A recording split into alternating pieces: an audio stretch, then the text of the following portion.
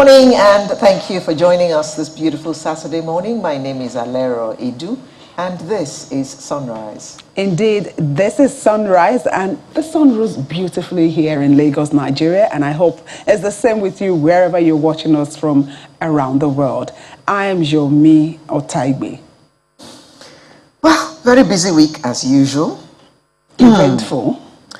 As usual, doctor strike still going on. That's very heart-wrenching. That's the sour part of it. Because especially at this time, and in fact, at any time, more so at this time of the pandemic, it's not the time that we need doctors to be going on strike.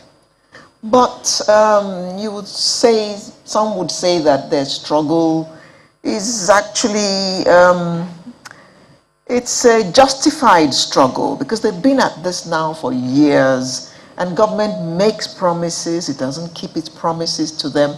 They're not asking for anything special. All they want is what is due to them. So some people have said that the way government goes into negotiations and agreements need to be looked into. Because sometimes you go into this negotiation and agree on certain things when you know that you're not going to be able to do them.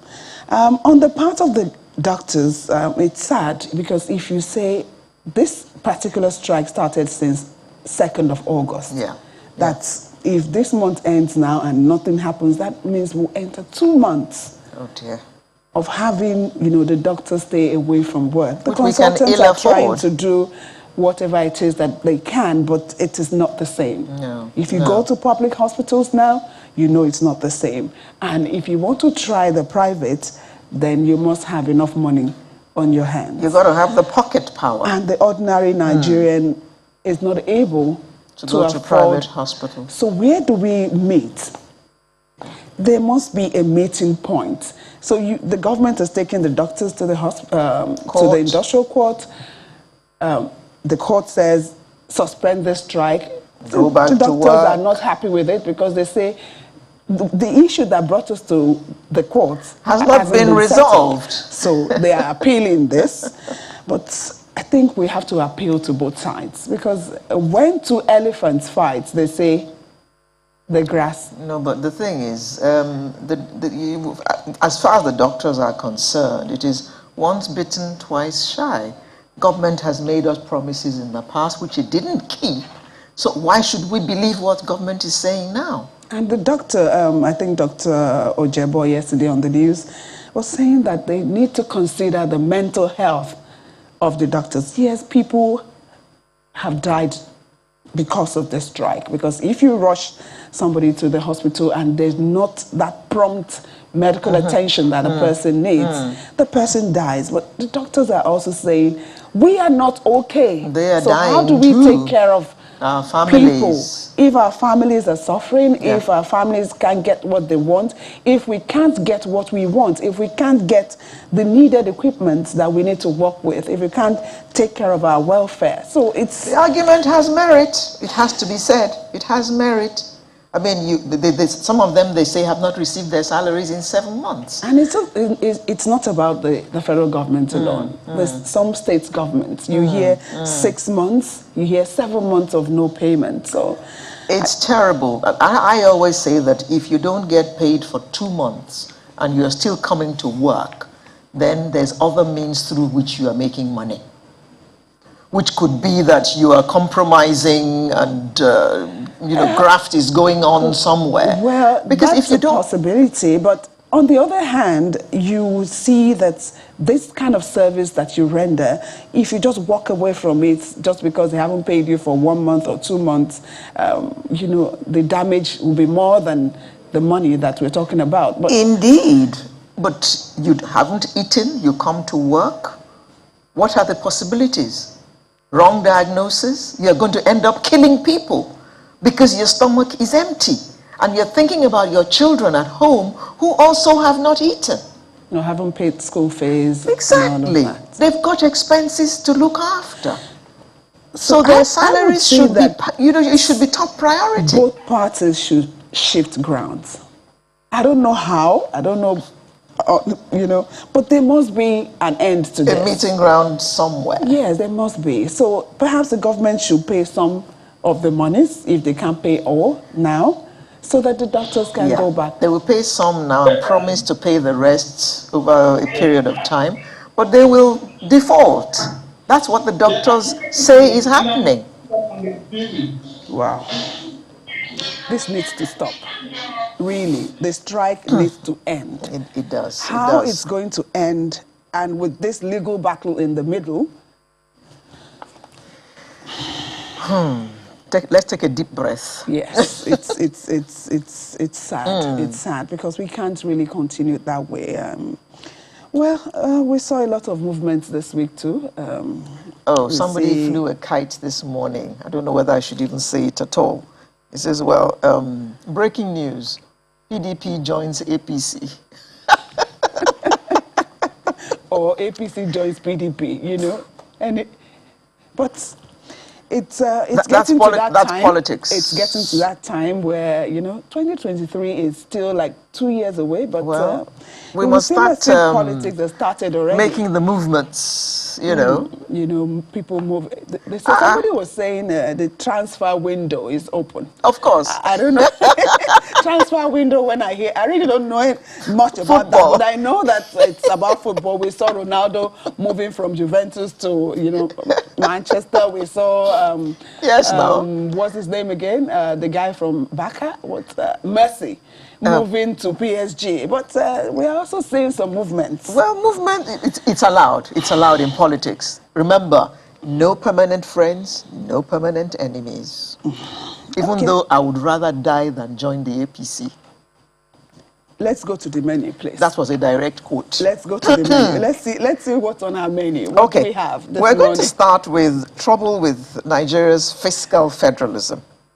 That debate here and there over who collects what and all of that. Remember what we said last week, that this debate is getting very, very interesting. And it is getting more interesting. Yes. And of course, we'll talk about the Apapa ports again. I don't know, but we need to talk about it because it's something that affects the people and economic activities. And talking about affecting the people, you need to learn to manage your health.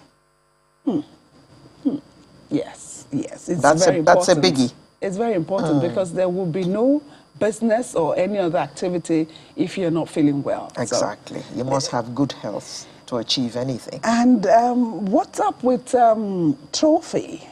Trophy Stand By Me. You get to know more about that in the course of the program. And then we have a very interesting artist of the week with whom we shall close today's program as is usual on Sunrise. So this is the menu for you this morning. Stay with us on Sunrise. We'll be back in a moment to kickstart the discussions.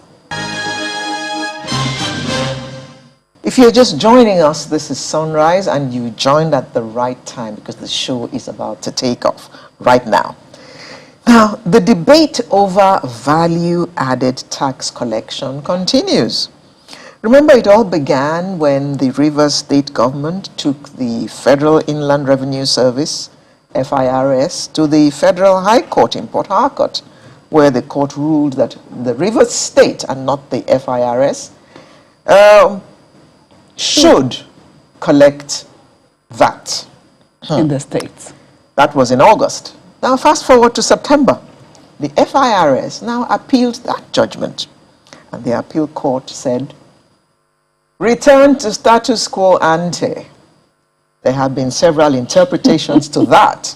You know that if you have 10 lawyers in a room and you ask them for an opinion on something, you will have 10 different opinions. That's exactly what is happening now.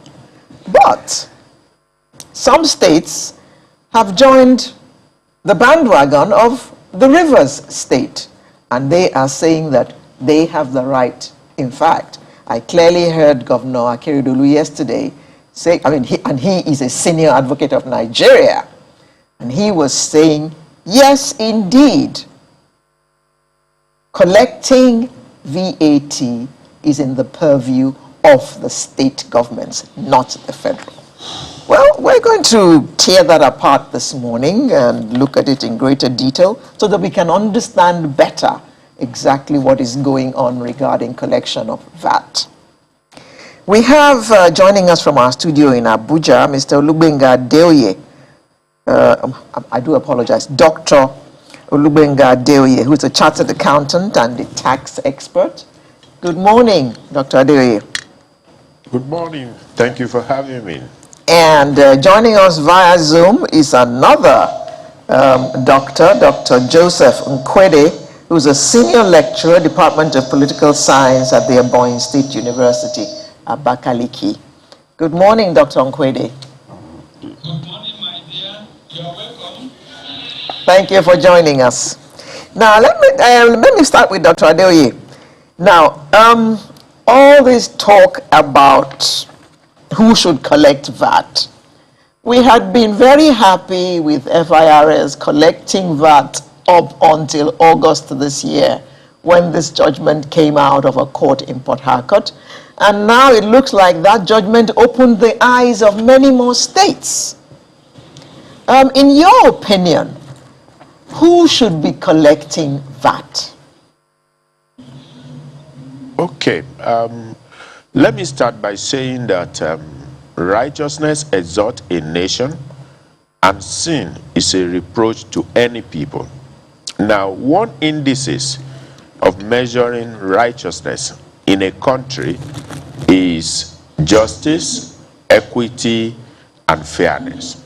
Now, having said that, we need to look at collection of VAT in two perspectives, and both perspectives favor state government collection of value-added tax. So, let's look at the moral angle.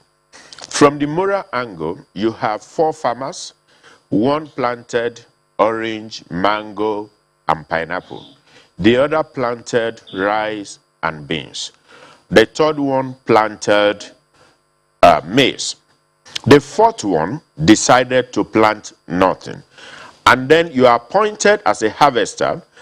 In the course of your harvesting, you now call the first one. What did you plant? And he says 4 crops. The second one, 2 crops. The third person, 1 crop. The fourth person, nothing. And then you call the first person and say, yes, what about it? You planted 4 crops, but just take this one. The second person planted 2 crops, and you say, my friend, just take this. Ditto the third person. Then the last one, you ask him, what did you plant? And he says, nothing. And then you say, oh, you're a good guy. You didn't plant anything. Take maize, take corn, take this, take that, take the beans, take the pineapple, take everything. Then you find injustice at play. Now, let's go to what the Constitution says. Section 1 of the Constitution of the Federal Republic of Nigeria says this Constitution is supreme and its provision shall have binding force on all authorities and persons throughout the Federal Republic of Nigeria. Take note of all authorities and persons. Authorities include agencies of government, either state or federal. Now, sub 3 of this section 1 says, if any other law is inconsistent with the provisions of this Constitution, the Constitution shall prevail, and that other law, take note, I repeat, that other law shall, to the extent of the inconsistency, be void. Now, there is another aspect of the Constitution that also make earlier provisions of the Constitution to be superior to latter provisions. And that's where you find clauses like, notwithstanding the provisions of this Constitution or any other law. What it means is that any enactment or provisions that comes before that, that comes after that provision will be voided if it contradicts that provision. Now, without prejudice to the areas that we are not happy with in the Constitution, we need to salute the little that Justice Nick Itobi and his team, they've been able to do by cloning 1979 Constitution into 1999 Constitution. They did a good job. They emphasized that there could be conflict. Now, let's move to Section 163. Now, in Section 163 of the Constitution, it talks about sharing of allocation of other revenue.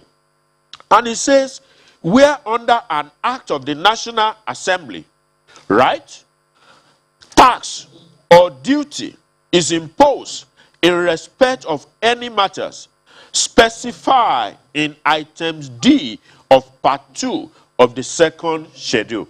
And it says, of this Constitution, the net proceed of such tax or duty shall be distributed among the states on the basis of derivation.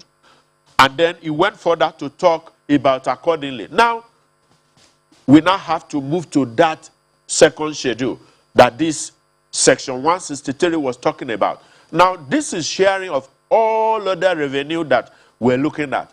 The exclusive list did not talk about value-added tax. But people have been saying that whatever you don't find in the exclusive list and you don't find in the concurrent list is in the residual list. But I make bold to tell you today that value-added tax have been covered under the powers of state assembly to make laws for collection of taxes. And I'll just take you there right now. Now, in the concurrent list, item 7A says, in the exercise of his power to impose any tax or duty on capital gains, income or profit of persons other than companies.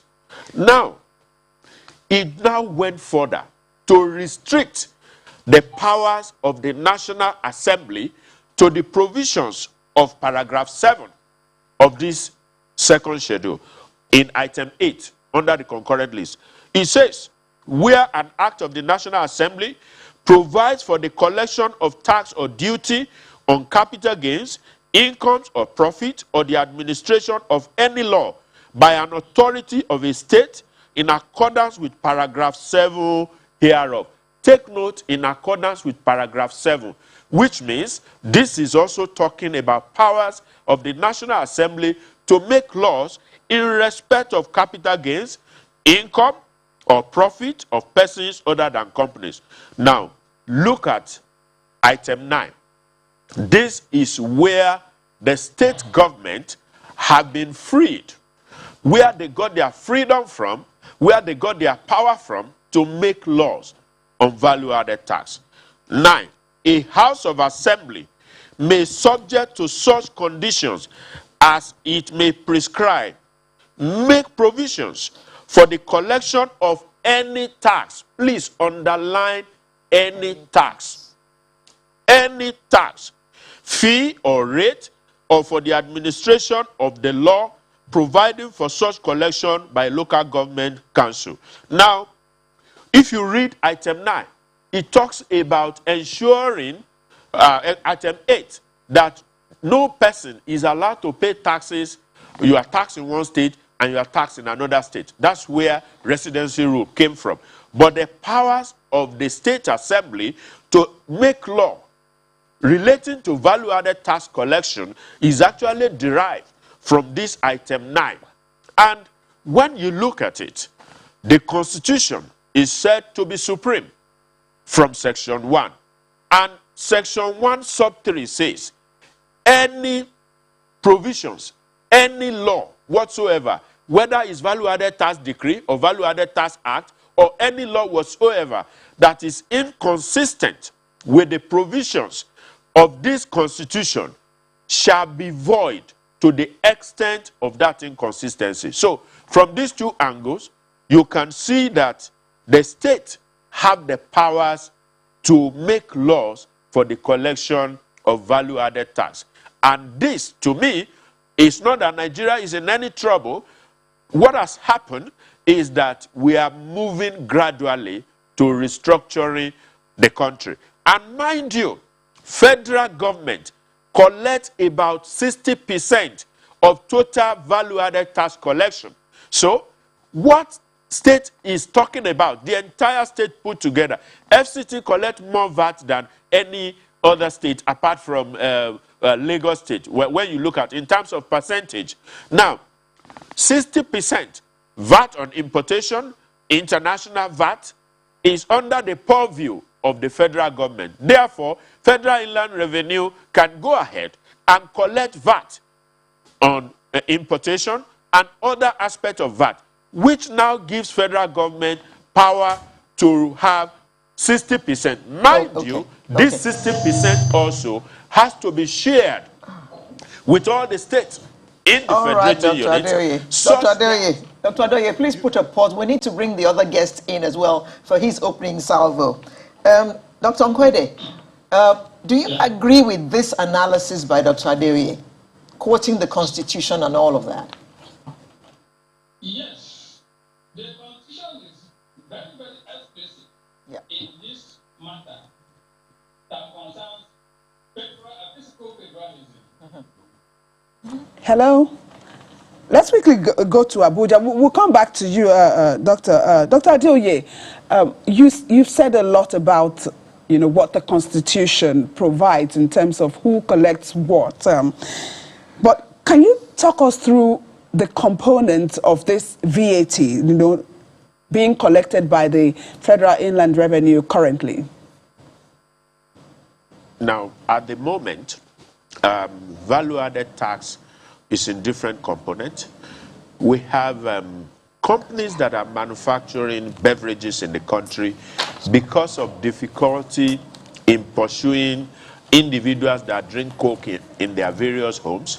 So Federal Inland Revenue go directly to those manufacturers like Nigerian bottling companies and the rest, Nigerian breweries that manufacture Martina and all the rest. And they get this VAT directly from them. Now, there are certain goods that are exempted from value-added tax. Healthcare is exempted, pharmaceutical is exempted, educational services exempted, basic food items are exempted, agricultural products are exempted, bread is exempted because bread has become staple food for Nigerians. And so you find out that more poor people eat bread. So you now have VAT charge on other services, including professional services, importation, supermarket, all sorts of buying and selling. Now, how does VAT work? When I give you an invoice of 100,000, I'm going to add 7,500 with the current rate of 7.5, which means you are going to pay me 107,500. And I am to remit this 7,500 to Federal Inland Revenue. Now, when you do importation into the country, when custom want to charge you, they will also charge you VAT on import. Now, we have input VAT, output VAT, and the net VAT. So, if you do business and you sell goods worth 200,000, the VAT that is payable, output on it, is 15,000 naira. Now, if you had purchased items somewhere worth 100,000 and you have paid VAT of 7.5, which is 7,500, the VAT that you are going to pay to the Federal Inland Revenue is now 7,500. We say take input from the output, and then you have the net payable. There is crisis at the moment. There are certain goods that when you buy them and you clear them, the clearing agent does not give you all the details about VAT paid at the port. And this is one of the arguments we've been having with Federal Inland Revenue, and we're saying, look, this VAT that is being paid at the port should be deducted from what is payable, regardless of whether you have the document or not. What I have here, because the three components that I'm talking about is, that is presently being collected by the Federal Inland Revenue Service is international commerce, that is import and export VAT, interstate commerce, and the third one is intrastate commerce. So presently, the National Assembly is empowered to legislate on the first and the second, and not the third. So can we say the Federal Inland Revenue Service should continue to collect the first and second, which is the international commerce and interstate, and the state stays with the third, which is intrastate? Well, yes and no. Yes, because when you look at the history of the value-added tax decree, it was just for conveniences. Sales tax was what metamorphosed into value-added tax decree. Decree number 102 of 1993, where you have Sylvester Ugo as the chair of that committee. They started in 1991 when South Africa promulgated a law on value-added tax collection at 10%. And so it was to make collection easy for the entire state. Remember, there is no difference between the head of state under military era and the military administrator, and you have no power to challenge your head of state, the CNC. So you are just one of the boys. We are collecting for you, and then we are going to distribute to all of you. Now, if to the extent that derivation principle will be applied to international taxation, that's VAT on import and export issue, and then the interstate.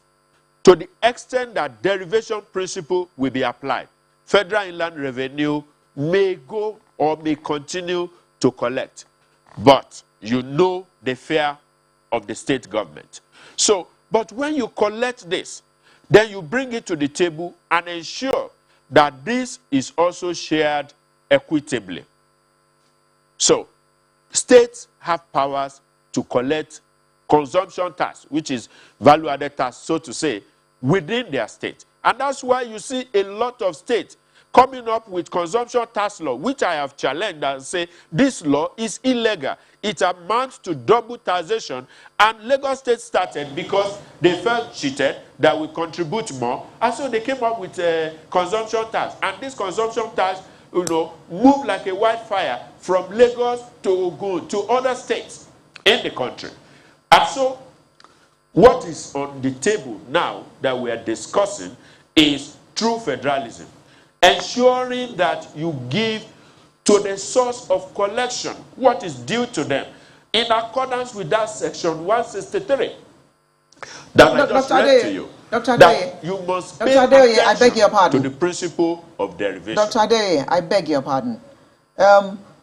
Charging VAT and charging a consumption tax as well, doesn't that result in double taxation? Exactly what I was saying.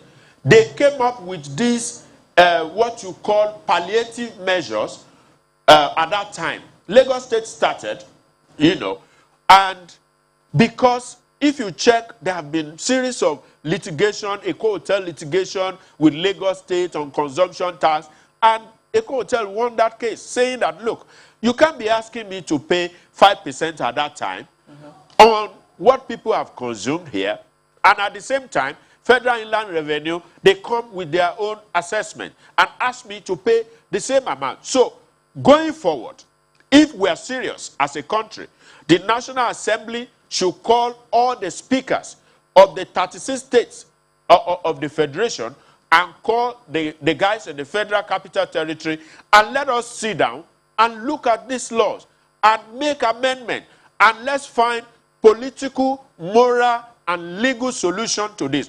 One thing that we must do at first is to abolish all this consumption tax in all the states, and then let's focus on value-added tax. Let's take a decision on the ones to be collected by Federal Inland Revenue, the ones to be collected by the state. Let's put these clauses in the various tax laws that have been passed in the various states. And then from there, we can move forward. We can continue to argue on this same issue every day. Okay. Dr. Adoye, one does get a sense that this action of the states is moving us towards true federalism, because in a federal government, strictly speaking, the power resides in the states collect taxes and pay a certain percentage to the center. Wouldn't you say that that is where we're going with this that is going on now? That's exactly, even as it stands today, when VAT is collected, federal government takes 15%, that's net collection. Federal Inland Revenue takes 4% as cost of collection. Federal government takes 15%. All the 36 states, including the Federal Capital Territory, they share 50%. All the 36 states.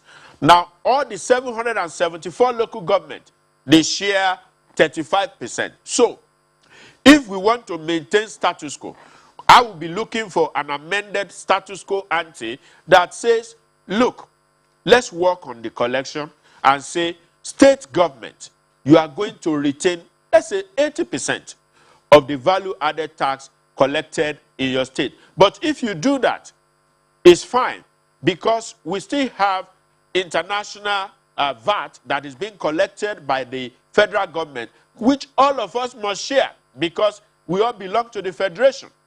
And then you must also pay attention to the principle of derivation, without prejudice to the fact that taxes are used to redistribute income. One of the things that you are going to achieve if you apply the principle of derivation is that every state will become very active, they will become very serious, they will pay attention to ease of doing business, they would use what I call a pool mechanism of investment. How do you pool investment? By providing an enabling environment, making sure that you have roads in your state, making sure that you have security, all the basic things that should be there, clusters that are necessary, and then you already have them in that cluster, and you get your taxes. But if in your state, you get free lunch, you get from states that are working hard to make sure that they have road, to make sure that there is peace in their state, and you indirectly contribute to the problems, and you are not allowing compliance, then at the end of the month, you want to share substantially. That is unfair, and that's where injustice comes to play. And I started by saying righteousness exalts a nation. Sin is a reproach to any people, and indices of measuring righteousness is justice, equity, and fairness. We will come back to the moral part of this, which is what you started with. But have you also considered the arguments of those that say, if the states start collecting this VAT, there will be multiple taxation on the part of those companies, organizations? So, for instance, somebody moves his goods from Lagos to Ebonyi. He has paid some kind of tax or VAT here in Lagos, and is going to pay again when it gets to Ebonyi. How does that work? Do you see any chances of double or multiple taxation there? No. That's why we need to come together to discuss. That's why everybody needs to sit down on the table. This is a country where I do not understand how we just come up with issues, take decisions. In fact, most of the administrative policies in Nigeria has found their way into legislation by the National Assembly because we do not sit down to discuss. Call all the stakeholders together, Federal Inland Revenue, sit down, Joint Task Board, we all sit down, State Internal Revenue Services, all the state assemblies, we all sit down and put pen on paper and say, how do we guide against multiple taxation? And if you look at item 8 in the second schedule, you will see that the law provides that we must ensure that no person is taxed twice in one state and in another state. And by the way, movement of goods that you are talking about, you are dealing with the issue of input tax. That's what applies to somebody who moves goods from Lagos to Ebonyi. So if you buy in Lagos for 100,000 and you pay 7,500 VAT, when you get to Ebonyi and you sell the goods for 200,000, you are going to pay only 7,500 right there. Meanwhile, with tax identification number, if it is Federal Inland Revenue that is collecting, everything becomes clear. And that's why we need to sit down. But if we say autonomy, look at the state of California. They had this crisis with Amazon. They needed to go to the Supreme Court and say, Amazon, look here, everything that you sell online, we are supposed to be collecting taxes. So hitherto at that time, you do not have taxes on goods that are sold online. And they came up to say, okay, the best solution is to say this will be paid to state where those goods emanated from. Okay, so let me quickly go back to the moral part where you started from.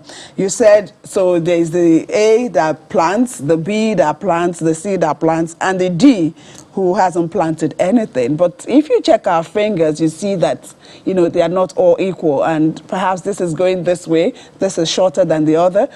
How is it that we can help ourselves without being, you know, mean to others in terms of, because you have the resources or you have the wherewithal? Yes, I agree with you to an extent. But here is a second analogy that you need to look at. If you are a father and you have 36 children, and then 10 of your children go out every morning, and they go to farm, they go to work, they go to labor, and they bring everything to the table. And then 26 of your children decided that they were going to sleep from 7 a.m. till 7 p.m. And then when it is time for dinner, your 10 children brings everything to the table. And you as a father, you call all the 36 and say, guys, 26, you've been sleeping, well done, nice guy. You've been watching movie and sleeping. So your brothers, 10 of them, they've brought this to the table, let's share it. Now, when you do that consistently, after some times, you will begin to see that the 10 children that are working hard to feed everybody, they will begin to withdraw. Not only that, you will begin to see apathy, tax compliance issue on the part of those that are paying, because you're saying that there is nothing for my contribution. Not only that, you are also encouraging indolence on the part of your 26 children that decided not to work. So the best way to be a good father, now the father now is the federal government, is to say, my 36 children, we are going to have a transition period. Anybody who does not go out to work and stay at home to watch movie from 7 a.m. to 7 p.m., you are not going to be eating dinner, or if you are eating dinner, I just give you 1 apple. All right? Now, you do that. Now, begin to push them. They will start by working from 8 to 12. They bring something to the table, and you say, well done, good boy. So, the best way is to say, as a father, federal government, call all the people. Do you remember Lamido Shanusi made one statement at a time, and which I don't need to quote here, but he was saying that a time is coming when those who contribute, they will get angry. And let me tell you, no matter how we try to apply legislation, let us assume, God forbid, I'm praying that we don't have crisis after the Court of Appeal judgment. Let us assume that status quo remains and this lopsided arrangement continues. You will see that whether now or later, this matter will keep coming. It's a recurring issue. And so the best thing to do is a father to call the children and say, 36 children, I cannot continue to be partial and allow your 10 brothers to work, and you 26, you are feeding fat. Now, not only that, you now find out that the 26 children that have refused to contribute, they are now even causing trouble for the 10 brothers. So when you want to go to the farm, he sees your cutlass, he sees your hose, and then he pour oil on your way to go to the farm and you fall down. Now, this is also crisis. So we need to come together as a country in unity and let us find solution. And the solution must not only be legal, it must be moral too. Just look at that example as a father. Dr. Adeoye, where do you see all this argument going at the end of the day? Take note that the southern states had their meeting in Enugu in the course of the week, and they all agreed with Rivers State that they should be collecting their VAT. But the court is saying, well, it's not saying otherwise. It's just saying, let us stay action for now. We'll sort things out later. Where do you see all of this ending? Now, it's not going to end easily. And that's why I said the father has a duty. We need to sit down. Now, the stay of execution is to say state government should stop collecting. Now, the point that we must make clear is that that verdict from the Federal High Court in Rivers State is not limited to Rivers State. It's actually a verdict for all the states, the federating units. And that's why Lagos swiftly moved to pass their own law. Ogun State law passed through the second reading. They had their public hearing this week. And I can tell you, the way I'm looking at it, before the end of next week, Dapo Abiodun is going to sign his own VAT law, right? Because the public hearing was done, and then the next thing is that they're going to pass that law. That is going to spread like wildfire to all other states. What that means is that we need to sit down and talk to ourselves. Can I tell you something? The 26 children that you think are lazy or they are not bringing anything, they probably have more energy or more resources available to them and more opportunity to generate taxes. And you will see that they will be better off. And mind you, all that we're talking about is about 40% of the entire value-added tax. Because VAT on import, international VAT and the rest, they are within the purview of the federal government. Except Lagos want to say, oh, port is in Lagos. Except one state want to say, oh, oil is here. And that's this agitation, this similar agitation like this led to derivation principle, where 13% or so now goes to oil-producing states. And we need to sit down. We don't need to enter into unnecessary disunity before we resolve this. Look at how things are done in the U.S. Every state, you see true federalism. You are on your own. You cannot compare the state of New York. You can't compare New York, Georgia with California. You can't compare Delaware with California. There are small states, and everybody, they are doing their own things at their pace. So, there will be problem. Court of Appeal will give a ruling. After that, if it's not favorable, well, one party will lose, one party will win. It's going to go to the Supreme Court. Supreme Court will get busy very soon with nomination at party level. Remember that PDP and APC, they are going to have their own crisis, which will be going to the court. And so, they will be so busy on electoral matters from next year. 2023 is election. If Supreme Court do not have space to listen to this matter, then we have gunpowder kept somewhere. All right? We will have something else to pursue, but it will be there. So the best thing is to come together and say, let's find lasting solution to this matter.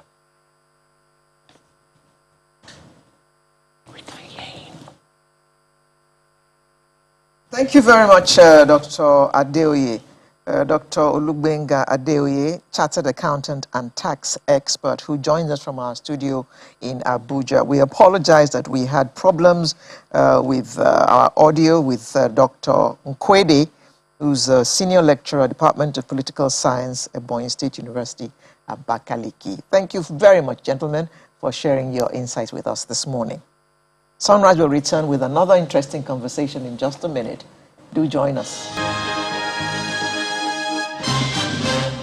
Welcome back. So, Apapa Road is synonymous with perennial traffic gridlock. And, you know, this heavy traffic takes its toll on the road users.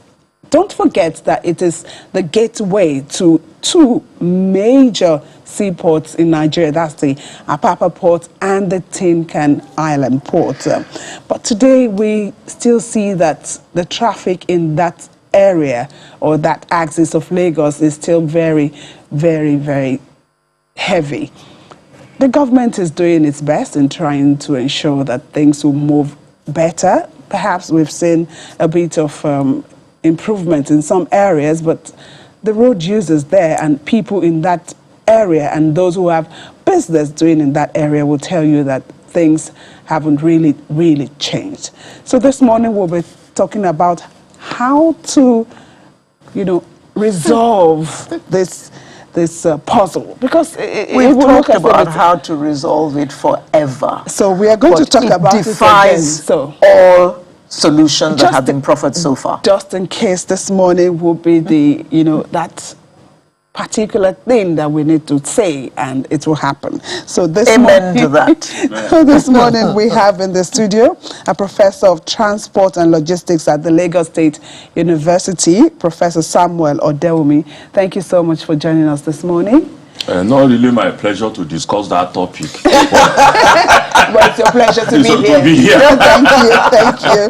And of course, we have the Chairman, Task Force, Nigeria Association of Road Transport Owners, Mr. Hassan Adekoya. Thank you so much for being here. Thank you for having me. Okay, I know you will be interested in talking about this because it really affects your members. Honestly. Let's talk about the situation currently. What exactly is, you know, going on at the Apapa ports? We see traffic, yes, but what do you think is still the main issue there? Thank you. All of the traffic, I repeat, it is artificial. We can end it in 1, 2, 3 days, but the policies around there will make it continue. If those policies are not reviewed, it will continue. But if those policies are reviewed, in 3 days, the Apapa gridlock you see today, we will see it no more. What policies are you talking about? The policy that generates the extortion. Oh, this is going on and it's persisting because there's extortion going on. So some people up there are benefiting from everywhere. it. High and low. Okay. All right. Professor, I am dumbfounded. Do you also see what he is directly involved. You are in the classroom. A theoretician. Yes. Yeah. Honestly, I will say 3 things first. Because the last time I was on this program from Ibadan, I told you I won't come for this program as long as it is for Apapa Port.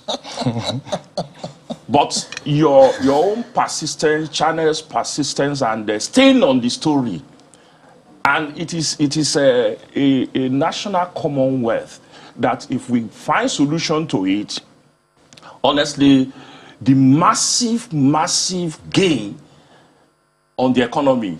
So I had to change my mind, not even to agree to be on Zoom, but look, let me come here, and I'm happy I did, because what he said just now is the conclusion. So the first thing I appreciate, Channel. Secondly, you mentioned that, whether progress has been made. The progress is like a drunkard progress. 1 step forward, 2 steps backward, another 2 steps backwards. That's why we are doing. Today, there will be some semblance of progress to impress somebody.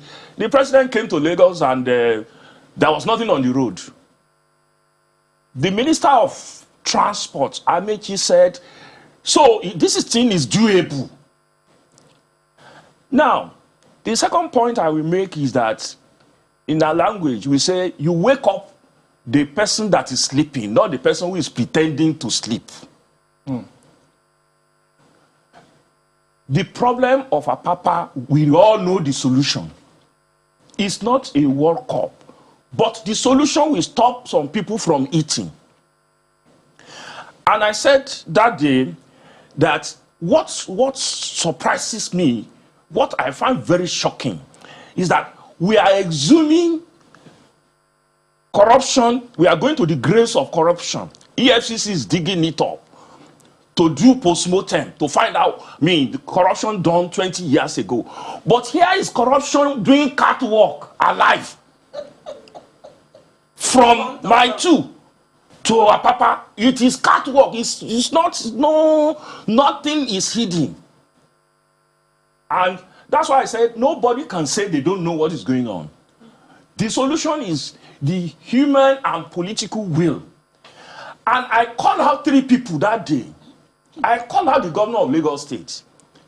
I said, you went there and you said you will name and shame. If you cannot shame, please name. I called on the minister because the minister was on a TV and said, look, I was shocked myself that when the president came, there was no single trailer on the road. Then when we introduced a tool, we thought that would be our Eldorado. But the insect that is eating the vegetable is under the vegetable plant. It is no longer an issue of what technology can do. It is because the human programmer behind the ETO, if we take all the components one by one, all of them will dovetail into one thing. The human will that thing must not succeed. That's the electronic call-up. Yes. System. It could work. Manual call-up can work. Any small queue system can work. But it will not work because we don't want it to work. And it doesn't take you don't need any probe. I said, I challenge anybody, it is doing catwalk. Between my two and that thing you will meet various roadblocks. Mounted or illegal. I have receipts. Toll blocks. Toll blocks. So that's me. I just Receipts from agencies. Illegal. That road is gold mine for so many people. So where we are now, we want to stop this section by. Can we appeal to the conscience of people that look, because you are eating a small rat, you are destroying a whole elephant for this country. Because what they think they are eating is small compared with what you are destroying. Mr. Adekoya. Yes, ma'am. The Lagos State set up some body earlier this year. Yeah. How is that body doing? Have you seen the effect of the work that they're doing at all? They have not really contributed any impacts because of the policies. And the Lagos State Government Committee are not aware. I told them essay severally, the ETO call-up. We are supposed to go digital and take off human interference to ensure there is no truck on the road. Electronically, if you are not called, you're not going to come into the port. But now, we are supposed to go through a satellite park, then a pre-gate. The system give access to some trucks into the port without going through the process. So, in other words, you're saying that trucks that have not been called up are allowed to enter the port. A lot of them. So how do they do it? Don't they have to show something that it's their turn? The woman is behind the system. They manipulate it. That system is not in here to solve this gridlock. It's here to generate fun. But what about this compliance team, enforcement compliance team that Lagos State set up? This is what Are they not seeing all this toll gates, the toll blocks that the Professor is talking about? On the arrival of this team, they have seen Apapa as a place where you go to make money. And now, we had experience of last month, enforcement officials picking up our trucks. Why? Those trucks are supposed to be in a park. But the TTP, the ETO system, does not provide parks in some certain area whereby they brigade maybe 2,000 trucks. They charge 25,700 for 2,000 trucks. And those trucks are supposed to be in a park. They don't go through any park, either satellite or brigade, either Lily Pond. No, they just brigade from a holding bay, then flood them on Lagos Road. Sure. Then before you know, the last man have to do their job by ensuring those trucks are out of the road. They just keep fishing trucks, not knowing that these trucks are supposed to be in the park. So the TTP app are just in there to generate funds. And that is the source of the continuity of the extortion we are experiencing today. And like I said to my colleagues, it is not about Apapa, it is not about Tinkan, it is about Nigeria, our national economy. The NPA is the gateway to Nigerian economy. Okay. It's the pillar of Nigerian finance. That's what I say to myself and to my colleagues. Let's go back a bit. So the trucks are supposed to be at a particular park or brigade, so that when it's your turn, you come out and you go to the port. And now you say they are on the roads because 15% of these trucks are in the park. 85% of trucks that are outside the port don't go through any park. They just get their brigade through the TTP staffs. They have a contact. Some of the trucks will be in the park. You spend 1 week, you have not been brigaded. Some are not in the park at all. In a day, you've got your documents to access the port. Which one will you prefer? And you are carrying perishable goods. And you are carrying perishable goods. Or you've gotten a TDO that's going to expire in less than 7 hours. Will you go stay in where they're going to shut you in the park for a week or 2 weeks, or where you're going to have access? Let's just say the governor is hearing of this for the first time.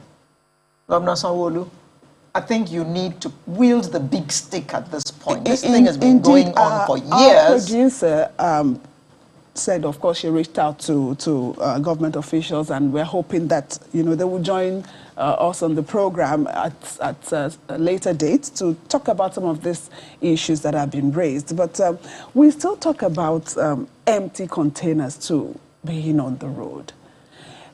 There are owners of these containers, and they should have exactly where they can put these things, but they choose the roads. Isn't that also going back to the people? So let's leave government for now. It's not. He has given you see, DATO is to... there was a time I was worrying my head about solutions. I now discovered that no solution will ever work if that political will to get it done is not there. What do you mean by solutions? I first of all said, okay, let's have the first outer ring. That is Ogere, Ijebu, this side. That is outer Lagos. That will be the first holding bay. Then 2, you move into Lagos, Festac or Jaw. That's the second ring. Then the last ring, which is called the main gate, is the Lily Pond. Lily Pond. Any primary school honest person can arrange movement to call. Look, once you register, you see, there should be a sync with the operator of the ATO. That, look, the system today can take 1,000 trucks, and those 1,000 trucks will be calling at a regular calling. But those calls will go into Lily Pond, and those not called that have settled will now be called up to be on the road. Can Lily Pond take up to 1,000 trucks? Can it? No, we have Lily Pond Brigade. Now you access the port wharf through the Lily Pond Brigade. There are other brigade. Then Tinkan exit. We have 2 brigade, which is one is called Sodiq and one is called NLPL Brigade. How many trucks can it take? The other one, the NLPL, can take at least over 500. Okay. Then the Sodiq as well can take over 500. Okay. So if they split them? Yeah. So the point is that you don't call more than those brigades can take. Yeah. That is elementary, isn't it? Yes, yes. But those in the brigades are going to be sleeping there. there is now the illegal ones that paid all the, because with all those toll gates, you don't need to even to be called. As long as you have your money in your pocket. You just be settling 35,000, 12,000, 3,000, 2,000, and there you are. And whereas those who are following the rules, legitimate, are there in the pre-gate port. So it's no longer a question of working out any solution, because if your system is synced, we have capacity for 500 now. Only 500 will be in. It's like a funnel, and the queue will be following. Yeah. But if it is that smooth, it will not throw up chances for extortion. Yes. So let's look at it this way. I want to believe that the stakeholders, in this area, they come together regularly to talk. What happens? And that's one crucial thing. You see, the stakeholders are the stakeholders they want. These people are their interest is always at stake. But the new acting MD, when he got there, he made some noises and I was asking, after that, what happened? When it was launched, we thought, okay, this is what we have been waiting for. So what happened? The key thing, and you see, in any part of the world, I used to say, if you go to America, you find people who want to flout the law. But the law will not allow you. You flout traffic, ticket is waiting for you at home. Or it is your car park. Your doorstep. That it will meet you. So you will just not even attempt it. Because people do it and get away with it. Yeah. But the major issue here is that the real stakeholders are those whose interest is at stake. When you bring the Apapa task force, they did their best.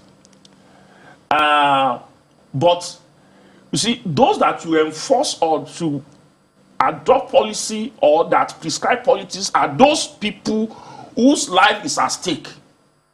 That, look, if we get this thing right, it will be okay for us.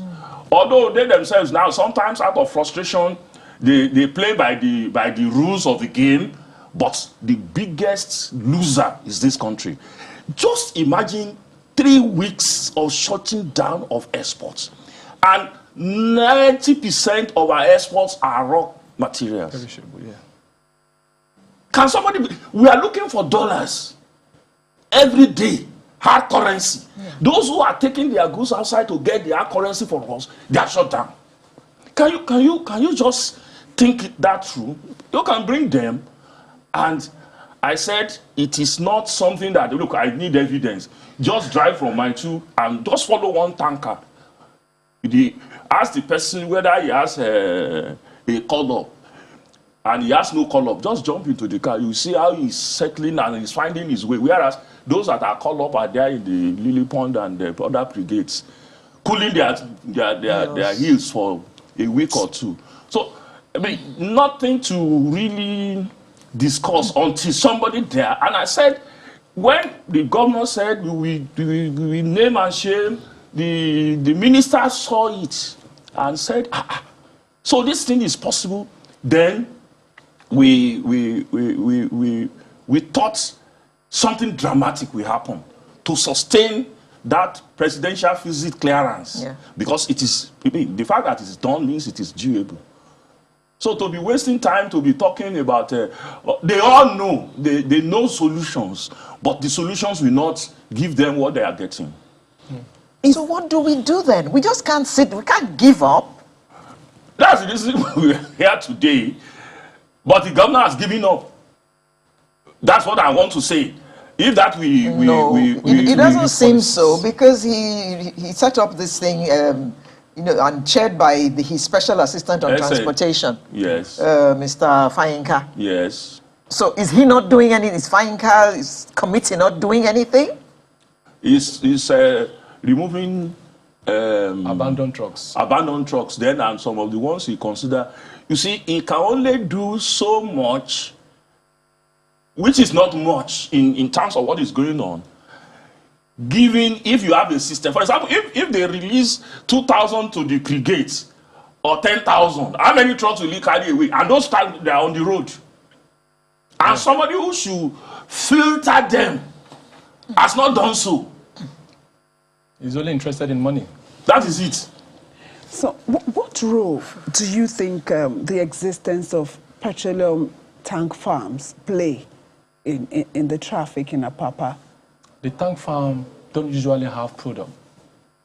They only see them around, see the tankers around when the tank farm has product. When they don't have product, they are not around. We only have the only containerized trucks around. So they are not a major problem, you're For saying now, there? No. Because some people are saying perhaps if some of these tank farms are taken out of They are that the least area. of the problem. They are the least, yeah. They are the least. The thing we have to tell ourselves is that when we are ready, he said it, 3 days, I said, well, give it a week. 3 days, we'll find it no more. If the policies are... But if When you- we are serious. Yes. Yes. If you do that, some people we have so long a neck that that's the human will. No, And we are Prof, their necks will not be long because they have made enough. So if they have saved out of it, their necks should not be long for a long I time. even accept your correction to the point that if the thing functions, they will still benefit. Definitely they will. They will. It's just stupid greed. Very, very unpatriotic greed. That, look, we don't care if you waste the whole thing so that we can continue to have the peanuts that they're having. And what on earth is, look, I have to call on Mr. President if there is somebody that is close to him. Look, if you have to fight corruption that is alive. It's not hidden. It's big enough, it's feasible enough. So, I mean, it beats me. Because if only he can solve that, most of the dollar problem that Emefiele is dealing with. Because if I can get my groundnut, if I show you videos of cashew nuts, Rotten. forget yam. Yam just rots on that place. Oh, God. Forget cocoyam. Forget. Will you try vegetable? Will you try fruits? Will you try flowers? These are products that makes other countries get their hard currency. Yes. Cheap to grow, easy to package, but you pack it on the average to get to the port at the best of times is a week. Yes. And to get out a week. That is with prayer and fasting. Last week it took our truck 4 days to exit Tinkan. We got to Ottawa exactly 4 days. Last week, we loaded from TI City. But this is all very embarrassing for this nation because I recall that, I think it was 2 years ago, that the president actually gave an order that that place should be cleared. And it looks like nobody cared. Maybe cleared for a day or so and everything was back. And nobody was punished for disobeying a presidential order. It's still, I just sometimes, that's why I said, look, you are prescribing to those who are pretending to sleep. They are not asleep. If you are coming here telling you how you to solve it, they will just laugh at you because they know the solution. Solution is not what they are looking for. It is that problem because the more gridlock you have, the better the reward. Yeah. They make here. Okay, let's talk about other ports in Nigeria. We're talking about the Apapa ports now. Perhaps if those other ones, what do you think can be done to those other ports that we have in Nigeria so that some of this pressure here, can be dissipated to others? Well, I was at the National Council on Transport, 7th to 11th in Kano. This came up strongly, and in the pipeline, ongoing, is the worry, is the Akwa Ibom, is the, there are so, then Badagry. Calabar. They will tell you, we are going to 15-meter depth. So it is being on the pipeline. And until that is done, in fact, you know, a day to that conference in Abuja, the minister went to inspect where the Warri Port will be. So they identified the land. So that is a solution, but it's long term or medium term, so to say.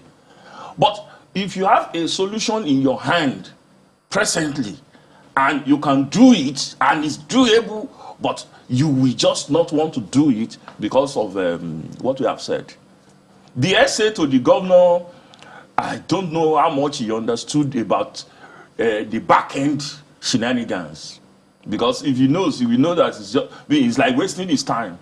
You have 2,000 illegal ones, you pick 2, or you pick 200, you have not solved anything. But my worry is, you see, Lagos ought to have the capacity to deal with this, but because of these overlaps, I'm sure they sometimes get hamstrung in how far they can go. And another problem is the people you send to sanitize the place. It doesn't take long before they are immersed in the system themselves. And unfortunately, we can't carry Chinese to come and run our port for us. People will shout. In fact, they will shut down the place. So, not to stand very, very pessimistic, it is doable, and whoever is listening, the major problem is the human factor, nothing else. And I said at Abuja, at the Kano conference, I said, the PS and all the PS, all the commissioners, I said, look, if it will not work, shut it down. Because for now, the control point that you establish is ETO. So we should tell ETO, if there are leakages in your application, then you are not meeting our requirement. But because of that general conspiracy, whatever is the leakage in the application, that people can come in without going through for example, what you should have is a barcode. Yeah. That should be, they do it at car parks. Go to the shop right there in Ikeja, you enter, they give you, it is that barcode that, Lasucom has the same thing now. It's that barcode you press that the gate will open for you. Without that barcode, you cannot go in. It's automated. But yes, they override it because of all these ones. And it's only government and federal government that can do it. It's only government and federal government, because that's all the cohesive forces to monitor and enforce. Because you see, enforcement is a critical. We are so weak, and generally speaking, that is like Lagos is now being overwhelmed in enforcement. You know, it was muted that Okada will be off the road, but the capacity to enforce that law is suspect. The task force is going there every day, running them, but they run them to the left. Before they come, they are already on their right. Before they, and sometimes it goes into a real civil war. I mean, there will be gunshots, shootouts. But tomorrow you come there to meet it. Yeah. So enforcement. So does that not say something about the people too? For instance, you know this area is not where you should be, but you are ready to give kickbacks to get there because you have your own interest to protect. No, when the program is programmed to frustrate you. The simple idea is that you say you want to obey the law, you will stay so long in Lily Pond. You stay 2 weeks. Whereas you see somebody who has not fulfilled all righteousness, the unrighteous people are that's what I'm saying about the people. So if all of us decide to say this is how it should go, we would run out those other people who want to make the system not to work. Unfortunately, the ratio of good people in Nigeria is, if I want to be generous, is 2 to 8. Have you done your studies, sir? It's a study. If you put 10 Nigerians down now, it is 2 that we want to. But it is law and enforcement, that we encourage that two to be able to convince another two, that we convince another two. But Yeah. I'm repeating, in anywhere in the world, it's not that it's a peculiar problem, really. It is when you see that, go to whenever there is a queue, you go to the bank, where you see the clerk saying, please go and join the queue at the back. For some time, you see people obeying. But if they allow the righteous ones to get ahead of the queue, then they are promoting and encouraging. In this case, they deliberately encourage those who disobey. That is it. But the question you will have asked is that why is it difficult? Because when you are talking of general Nigerian, milieu, I told you it's maybe about 20% that we be honest and stay with the honesty, and that means their interest will not be at stake. If their interest will not be terribly jeopardized. You are carrying cashew nuts or yam, and you are there and you see somebody who just came from Ibadan. And I said, look, I've discharged, I'm going back. Oh, I've dropped my container, I'm going back. And this thing is getting damaged. To move from some points, he was telling me how much you have to give your driver to move from maybe Apapa to Ekpe or to move to Mile 2. Now it is 350,000 or so to get out of, before Christmas now it will go to 1.5 million. Yeah, we experienced that last year. Because the surge is coming. The Keja we experienced last year, 1.5 million. Ikotum, a cold room, 1.9 million last year. Then, taking your container from the Tinkan outside to National, 1,200,000. At Tinkan, just from inside the port, outside to offload the goods in it, 1 million plus 2. No wonder stuff is so expensive in the market. That is it. That is it. Look at fish. Let's look at what role is MPA playing in all of this? And can you feel their impact at all? MPA policy has dragged our economy to where we are today. The whole of the gridlock and all the extortions and all. MPA policy drags all of it. Which of the policies? Which one? We used to have the area of Navy. They say the Navy are extorting and all, they need to end it. They came up with the presidential taxing. They got to a point, we said the presidential taxing are also extorting. That was the era of the presidential taxing. That was when we got MPA encouraged more of badging, which is quite all right. We do badging too. When the badge quite started, we do badging for 120,000, but lately we do badging around last year for 300,000, but now it's quite a bit low now. So the policy encouraged more badging then. They had to allow the presidential taxing take over the road. They believe they are in charge of the road. So they came up with a policy that encouraged more of the water side. The other time we experienced Mr. Governor had issue when he banned the badging on Marina Road, if you can recollect. So that same policy as well say the presidential taxing are not doing well, they end it, that we need to go digital, which brings in ETO, the TTP app. So what do we have now? The TTP app is a policy that drafts them into the system, that they want to remove human interference, so there won't be any extortion But anymore. there's still human interference. Now, the human interference is even higher than what we used to have, and the extortion as well is even higher than what we used to have. Tell me, MPA, TTP, they ensure we started with 10,000, we agreed 5,000 or 10,000, we started with 10,000, before you know 15,000, we got to 25,000, we got to 30,107,750. Who is in charge of ETO? Who runs ETO? MPA brings in ETO. So it is MPA staff who do the computer work? No, they are contracted it to a company, Okay. which is the TTP. TTP. Trunk Transit Park. Okay. So they are behind board. They take orders from MPA. Whatever they do, instructions comes from the MPA board. So it is now TTP that is allowing these unauthorized or uncalled up trucks with the influence of to go MPA. And not only that, there's a way we have to pay 11,000 naira. We just sorted that last week. We had a meeting with the acting MD on Lagos Road.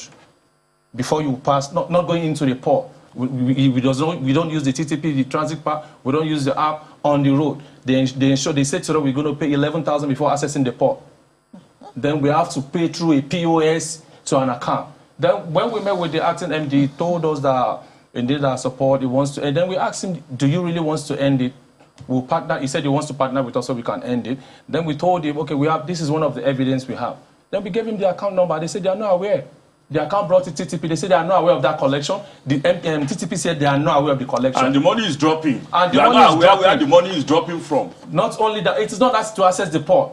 Now tell me, if NPA can come out of the port and ensure they take 11,000 through an account before the truck can access the terminal, a light terminal, not the port, why won't there be extortion? Every law enforcement we want to say they want to take. Now, if our truck is going from Apapa port to Ikorodu, we need to give a driver 29,000 for the extorters on the road. For settlement? For settlement. For we going to around Okokoma, you have to give them like 22 or 20,000.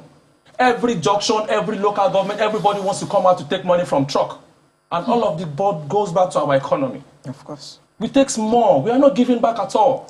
The fresh fish now is double the price of what it should be. Yeah. That is the cold fish, because you know that's very susceptible to perishable. Perishable. Yeah. So whoever imports, we want to get it as quickly as possible out.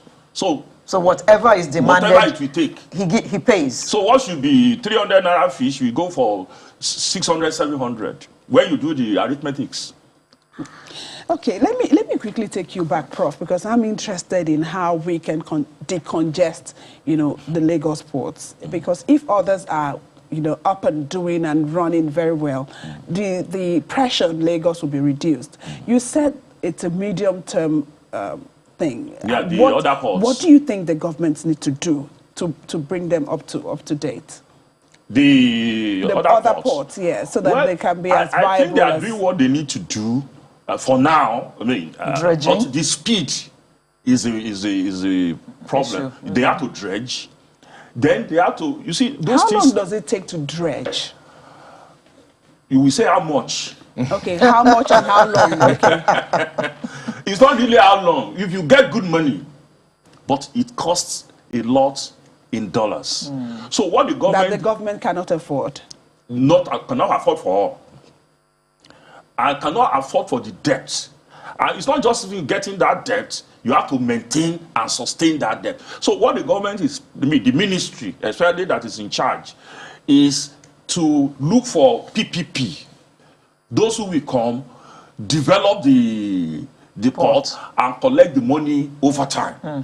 That is the approach the government is using, which could work. But the question you should ask me is that, why is that taking like forever? It is taking like forever because our policy somersault is driving away investors. Ask Babalaki about MM2.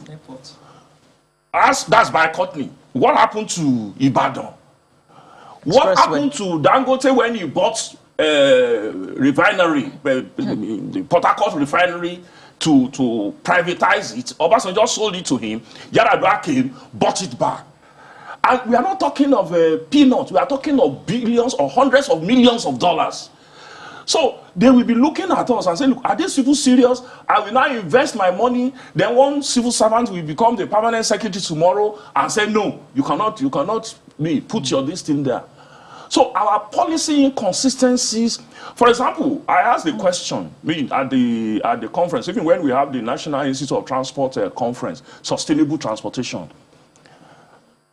How many PPP has really worked, transportation PPP in Nigeria? None. So we have problem of getting money. Those that can bring the money, we are not doing anything to encourage them to bring their money. So the major problem is it will have been the easiest all over the world, because look, it's out there that we need $3 trillion to build infrastructure of our dream to get the economy running, especially on transport. But to get that, it's more than 50 years of our income. So we really have to partner. But as long as we look at, it's only the agreement that we had with the power generation firm, we will have taken it over. We will have overrun it. So those are the key critical problems. All other ports are being developed through PPP, and those PPP are watching us because they don't want to just dump in their cash and minus other issues of community, of security, of that are tangential to it. Money is there, but as I'm saying, it cannot move faster than that. We have to give them assurances. Then sometimes they will say, okay, if you want us to do PPP, bring 20% of it in cash. Yeah. Then we will be scratching our head for the next 3 budgets. Because these days, they don't say we will do it 100%. They will say the money is 100%, bring 20% to make sure you are committed to it.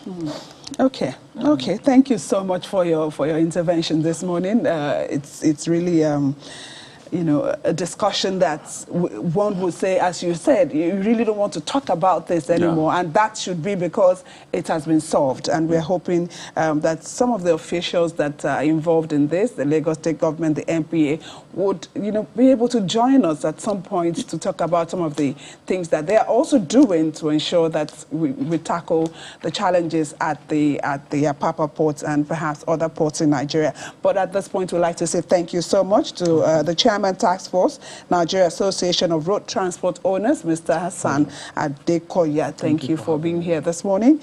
And to the Professor of Transport and Logistics at the Lagos State University, Professor Samuel Odewumi. Thank you. Thank you. So my hope, because why I came is that, look, maybe somebody will get angry and said, look, let's get, because it is doable, it is possible, somebody will just hear it. So I encourage you to please continue, because it's massive. What you have there is very, very massive. The interest of the nation is at stake.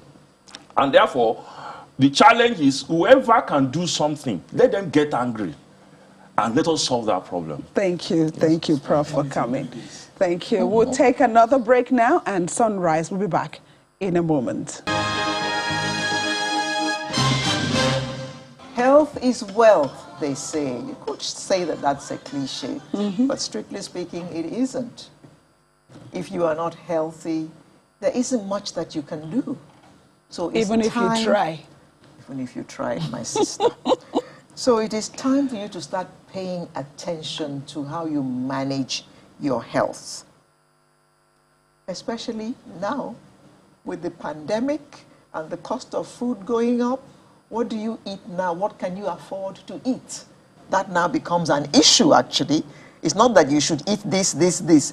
Can you afford to eat it? And what do you eat too? Well, a doctor is here who's going to talk to us about all that.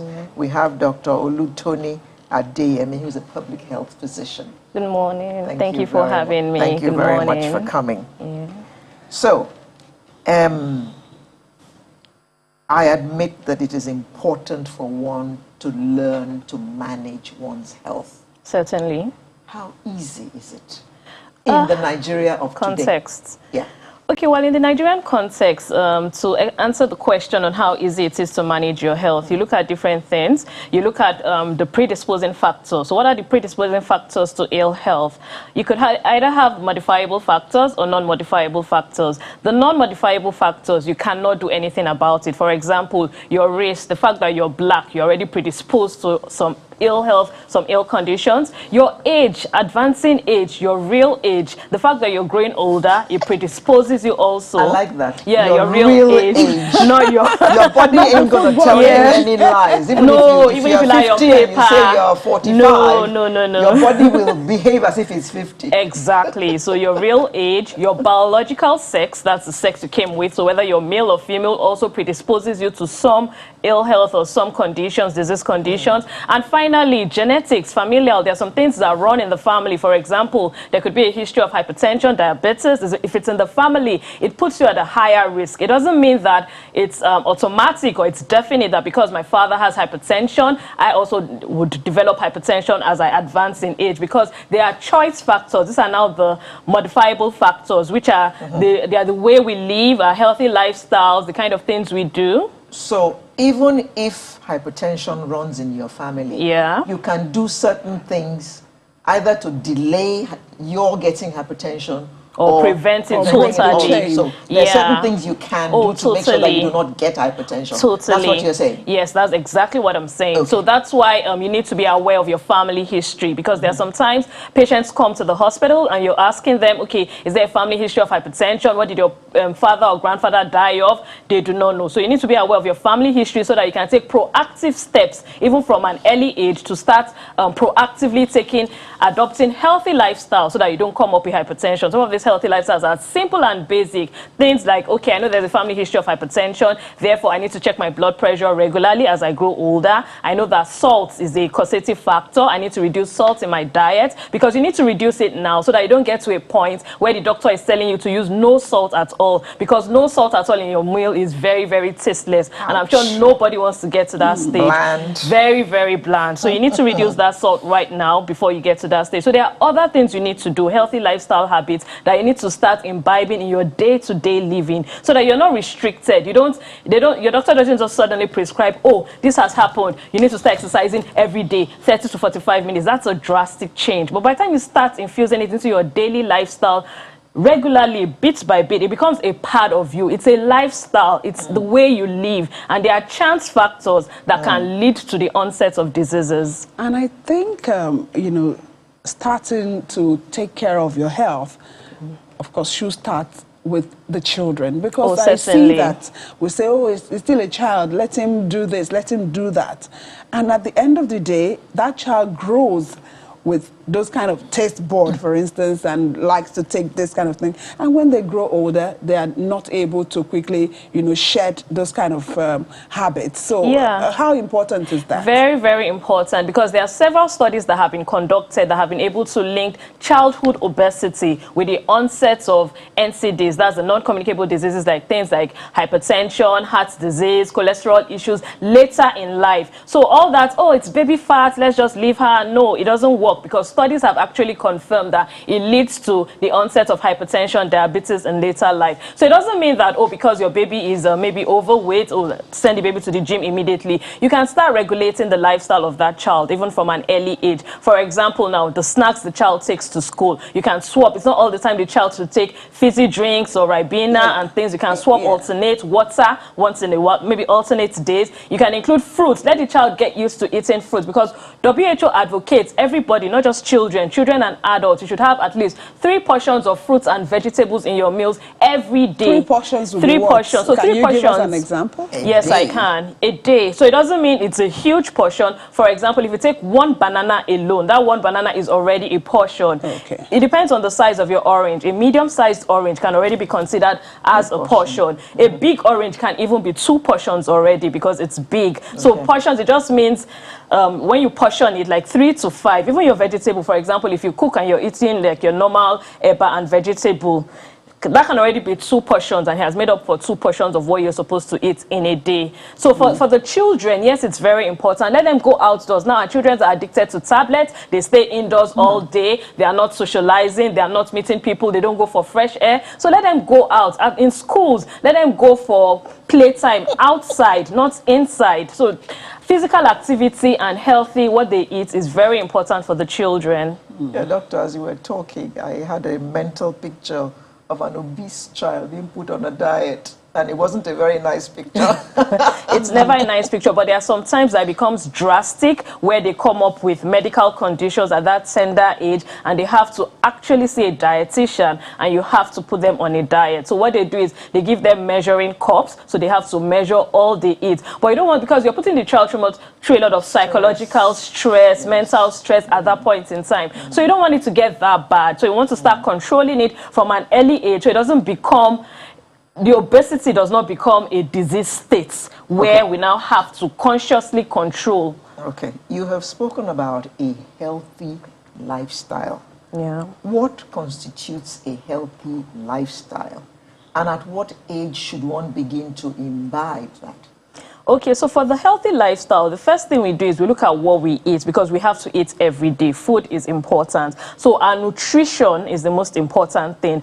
Adequate nutrition. And what exactly is an adequate nutrition? We have different classes of food. We have 7 classes of food. Now, we have a lot of food fad, food diets. Will tell you, oh, stay away from carbohydrates, eat only protein, eat low carb or low fat. This is not what an adequate diet is. For an adequate diet, the 7 classes of food have to be included in your adequate diet. You don't skip anyone, because they all have different things they do in the body. Water is very, very important. That's why a lot of people are getting dehydrated. From dehydration, you can just slump and faint, because we are in a humid environment. So we need to drink water regularly. That's part of a healthy diet. A lot of people forget to drink water, and I'm so happy that I can see water, or it's just a drink? Water.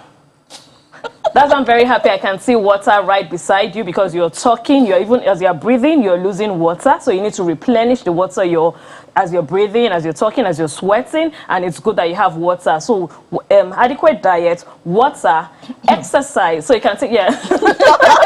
You want to Yeah, because it's really bad. So people even have to put timers on their phone to remind them to drink water, because they forget to drink water. We all can fall into that trap of not drinking enough water. Exactly. Because you really don't know, because if you're not mindful, you may not know the amount of water you take in a day. So putting a timer, or having, I see or these a bottle days, on your table. Bottles, yes. Yeah, some even have, there are some bottles that are calibrated. So you see 9 o'clock, 10 o'clock. So when it's 10, you can look at your bottle like, oh, I haven't taken enough. I need to drink more water. Because there are a lot of busy executives out there. It's stressful in Lagos. Lagos is very stressful. You won't know when you're getting dehydrated. It might be when you now stand up, you want to talk in a public place, and then you feel dehydrated and you just slump and fall. Meanwhile, look at the case of the head of EFCC. Yes, exactly. He was on live TV giving a speech, and he just...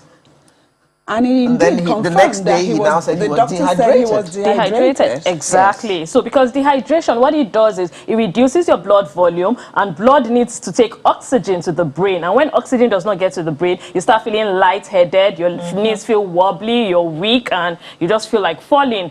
He was even lucky that he even had warning signs, so he could actually like step out and maybe go somewhere to sit. Other people are not so lucky, because dehydration can be severe. It can be mild, moderate, or severe. Wow.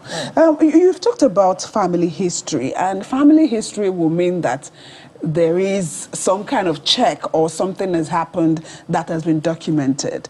One thing that I think we all need to do more is medical checks. Yeah. Because if you don't check your blood pressure, you're not going to know what readings you have. So tell us about that. Yeah, medical checks are very important. It's ideally advocated that you should have an annual medical check and an annual medical screening. And the importance of that is you need to know your numbers. You need to know your baseline values. For example, if anything happens to you today, like maybe I come and I say I'm checking random blood pressure of everybody at Channels TV, and I check your blood pressure and I say that, oh, it's 150/90 or it's 140/90. You need to be able to tell me, okay, that's my normal range. It's usually like that. Or no, the last time I checked it was 130/80. That means there's something going on. So it helps you know your baseline figures, so you know you have an idea of what your normal blood pressure is. So when there's an aberration or when it's different, you can tell. You have an idea. These are the numbers I'm mentioning now. You have an idea of your blood glucose. You know that, okay, my blood glucose level is usually like this. You have an idea of your cholesterol levels, very important as well, so that you know when it's deranged. Then of course, this one not so important, because even your clothes will tell you. You need to have an idea of your weight and your height, your BMI, so that you know when you're getting overweight or when you're getting obese. Are the critical numbers that you need to know at all times. Apart from that, as you're getting older, there are so many diseases that people are predisposed to based on their age or based on the fact that they are female. So there are other screening tests that need to be done. For example, some of the cancers in females that are preventable, like cervical cancer, you need to check regularly. For the men, they have to do their prostate screening. For some people, as they get older, also especially busy executives, they need to check their hearts. So they need to keep doing ECGs annually, check the heart function, and so many other tests depending on any other presenting complaint that you have around the period. Sometimes we tend to want to be busier than the bees, you know, and okay, I'll go tomorrow, I'll go next tomorrow, and this could mean it could mean that you're postponing, some things that could have been easily nipped in the Detected bud? early. Yes, and that brings another concept of silent killers. So in medicine, we have what we call silent killer diseases. And what these silent killer diseases are, they don't give you any warning sign. They don't present with signs or symptoms that makes you know that, oh, I need to go and see my GP like tomorrow or something. And examples of these silent killers, hypertension is the number one example. Most times, those people that have hypertension do not know, they do not present with any sign and symptom. The only time they know they have an hypertension is when they present with a complicated state of it. So for some people, it might be a stroke. For some other people, it might be when they just suddenly collapse before they now check their blood pressure and know that they are hypertensive. So that's another reason why the regular checks is important. So you're on top of your numbers, you're on top of your figures, because so that these silent killers do not creep up on you. We hear of young people now these days, oh, he just slumped and died. He just slumped and died. Was he ill? They tell you no. But then he was apparently healthy, but nobody knew what was going on in his body at that point in time. But, so regular screenings will help detect some of the silent killers. Now, this healthy lifestyle, what role does exercise play in it? Exercise plays a very important role because a lot of the non-communicable diseases, the chronic diseases like hypertension, diabetes, even the heart diseases, they come about as a result of sedentary lifestyle. So sedentary lifestyle is a predisposing factor to a lot of all these diseases. So by the time you engage in an active lifestyle, and exercise helps you do that, WHO recommends that at least 30 to 45 minutes, 3 to 5 times a week. So you don't even need to do it every day, 3 to 5 times a week. This exercise helps the body. It has so many important benefits to the body. It gets your blood circulating. In fact, there is no organ that exercise does not have like a direct positive impact on. It helps you sleep well. It helps with mood changes. So even psychologically, exercise helps. It helps with your weight control, because remember I said that obesity or overweight, being overweight is also a predisposing factor to some of these things. So exercise is very important. But unfortunately, because of the kind of context we're in right now, a lot of people are busy. They're not able to exercise. They tell you that I'm leaving my house at 4 a.m. I have to go to work. I come back late. When do I have to exercise? So we need to start thinking of practical forms of exercise. For example, you're in a building, a high-rise building, you want to go to your colleague, maybe you're on 2nd floor, on 8th floor. Instead of using the elevator, use the stairs. That would also count as exercise. Or you get home, you might even be the very busy executive, your driver is driving you, stop a bus stop away from your house, just walk the remaining distance. So you're trying to infuse exercise into your daily. That's why I said healthy lifestyle has to be intentional. So you need to include it in your daily lifestyle. If you keep giving excuses, oh, I don't have time to go to the gym, I don't have money to register at the gym, my neighborhood is not safe enough for early morning exercise, you keep getting closer to some of these chronic diseases that you're trying to prevent. So look for practical ways to infuse exercise into your everyday lifestyle. You could even just stand up from your office desk and walk. We have these speedometers, things that measure our steps daily. Ideally, we say do up to, okay, that's perfect. You're living a healthy lifestyle. So you have to do like 10,000 steps a day. A day is recommended. So if you find out that you're lagging behind and it's almost evening, you can just stand up and walk on the spot to make up your steps. That's also a form of exercise. So exercise is very important, and there should be no excuse not to exercise. We're in a pandemic. Yeah. And we have been in it now for about a year and a half. We have been told by doctors that there are certain things we can eat to help boost our immunity. And that may be the factor that will save us from catching COVID. Now, what kind of foods do we need to eat to boost our immunity? Okay, so for boosting immunity, from the different classes of food, vitamins and minerals are the ones that have been isolated as things that help the immune system, boost the immune system. So the examples of the vitamins, so anything that is rich in vitamin B, C, A, D, E, K, that's the whole range of vitamins. And for our C is mainly most of our citrus fruits. So to answer that question in a not too complicated way, let me just summarize and say fruits and vegetables generally. first of all. Fruits and vegetables, most of them have most of the vitamins we need, especially the particular vitamins that help boost immunity, vitamin C in particular. It also has minerals like iron, zinc, things that we also need for our cell longevity and all. So fruits and vegetables. Then if you now leave the classes of fruits and vegetables, we can now go to fish. So a lot of fish have omega-3. They have other forms of amino acids and things that the body actually needs for immunity. So basically, fruits and vegetables should be included. That's why I'm insisting that it should be 3 to 5 portions every day and it should be included in our meals. All the other things, like maybe the carbohydrate, proteins, things that they are just like supportive in respect to that primary function we're talking about, which is boosting of immunity. But the main thing is fruits and vegetables. That's why they say if you eat enough fruits and vegetables regularly, you actually do not need extra supplements. That's the chemically produced multivitamins that we all take, because you're supposed to get them in the natural form, as natural as possible in its natural state from your fruits and vegetables. However, if you are now deficient in those vitamins, then we can now say, okay, go on maybe vitamin C supplements, or go on vitamin B supplements, or iron supplements, or folic acid supplements. Okay, so I had an interaction with someone. You know, I took my COVID-19 vaccine, and I was saying, okay, so I was having a bit of pain in that area, and the person said, you didn't take paracetamol? I took 4 before I left, and when I came back, I took another 4, and I'm like, okay. So within the space of how many hours you took? 8. 8. I said, do you know the effect this could have on your kidneys? Leave it. No, I didn't have any pain. I said, you know, so it brought to my mind sometimes how we abuse medication. Let's talk quickly about that. Yeah, so that's irrational drug use, and it's something the pharmacists have been trying to like fight against and do a lot of health education talks to educate the public, especially a particular age group, the elderly, like most of our grandmas. They all have like polypharmacy. They have so many drugs at home, like anything that is wrong with them, they can use a combination of 3 drugs. So all those constitute irrational drug use, and also drug abuse, like you mentioned. So now using drugs in wrong dosages, because that's already an excessive dosage. So we're trying to do a lot of health education talks. Pharmacists are involved because they own the process of rational drug use. And then the pharmacists, even the chemists, patent medicine vendors, because it's not only pharmacists that sell drugs these days. We have the informal drug sellers. They also need to be educated so that anybody that is buying, anybody that is buying a medication, we're not saying you should not sell this medication to them, but it should be regulated, and they should also be trained and retrained so that they can give them the right prescription. Because most of these people, is because of lack of information that they abuse drugs. But if they have, and they don't know the implication of using maybe funny drug combinations or in excessive dosage, if they have the right information, then I'm sure we'll be able to curb the irrational drug use.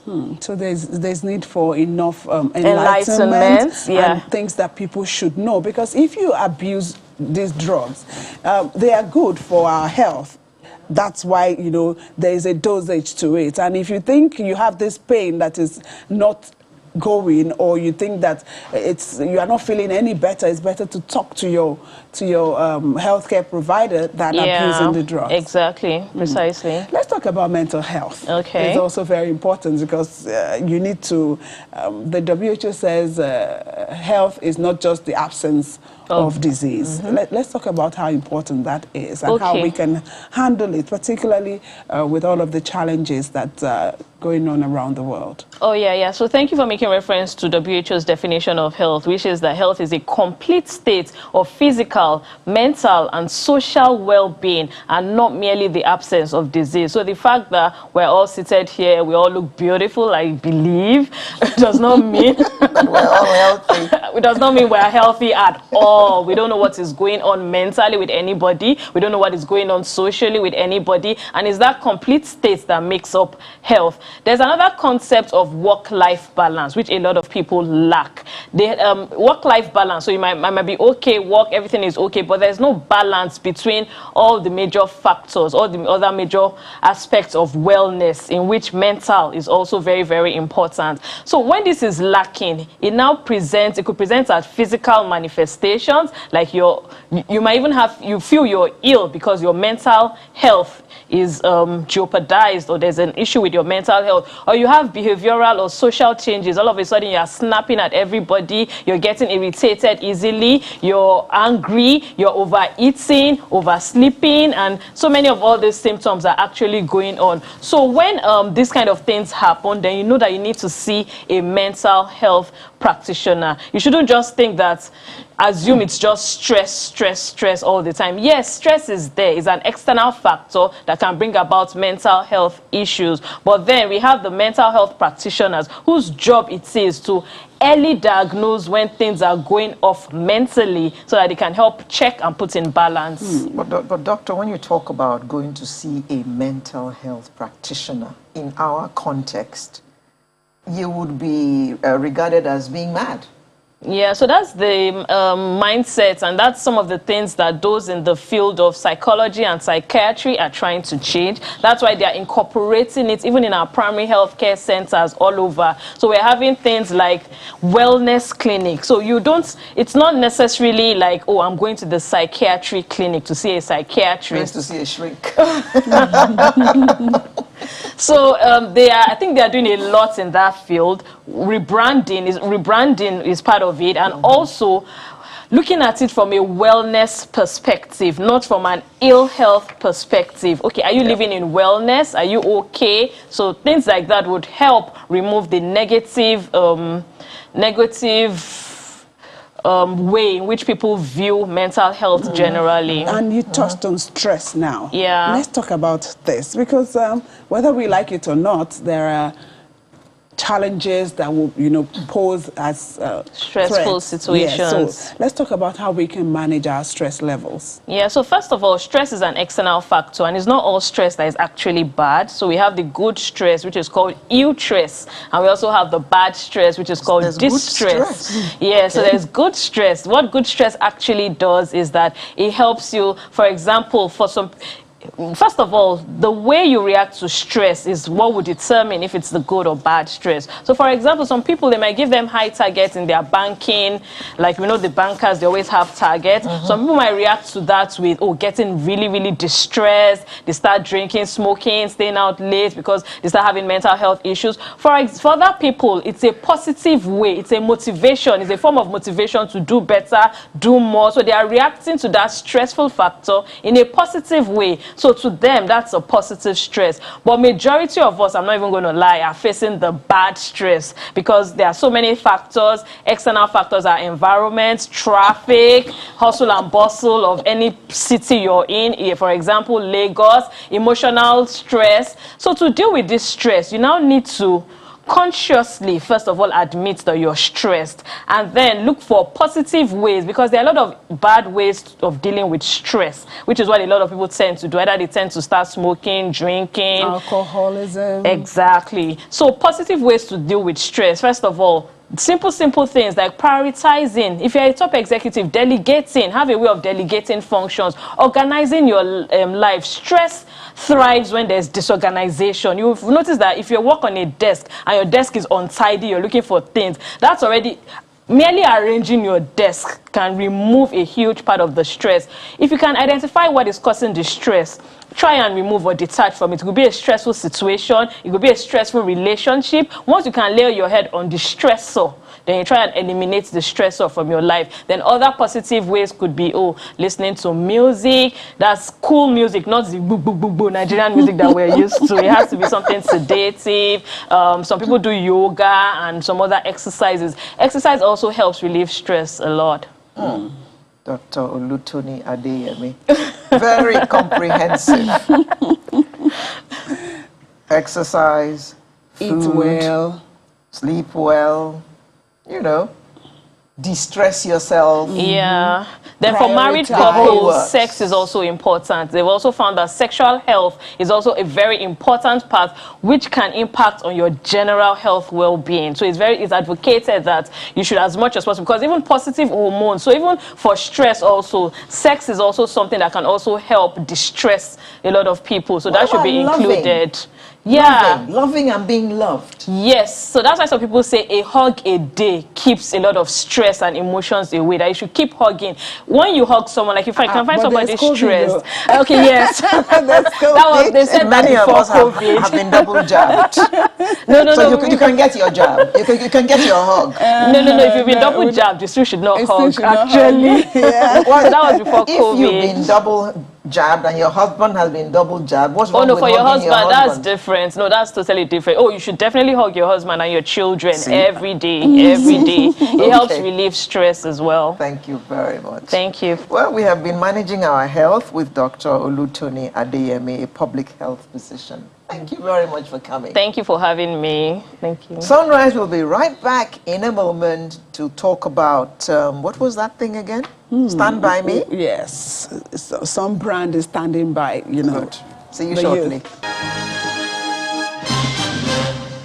Welcome back. International Brewers PLC, Brewers of Trophy Lager Beer, has launched an initiative tagged Trophy Stand By Me.